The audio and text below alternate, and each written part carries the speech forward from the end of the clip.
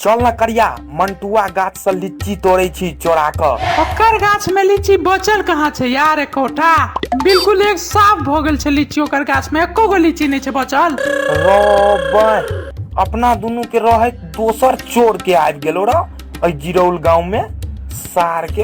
अरे भाई कल रात में जे हमरा भूत नहीं लागल रहे तोरा मुने की ओहिना मालक घर में सुतल सुतल हमरा भूत लग गेल रहे। भर जिरौल गांव में तो सब के तू यह कहली। अरे भाई कल रात में हम मंटुआ के सबटा लीची जे छै से तोड़ लेलिए आ तोड़ के आनत रहिए ने त अचानक जे छै से ओकर माई हमरा देख लेलक। हम ओकर माई के हाथ में रहे मोटका वाला लाठी तो हम सोचलिए अब तो हम फंस गेलौं।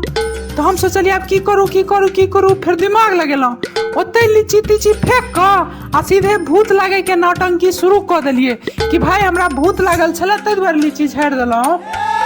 रौ बाय लीचियो पूरा झाड़ देलही आ माय डरे नौटंकी सेहो करऽ लगलही। नहीं बढ़िया तरीका निकाल है।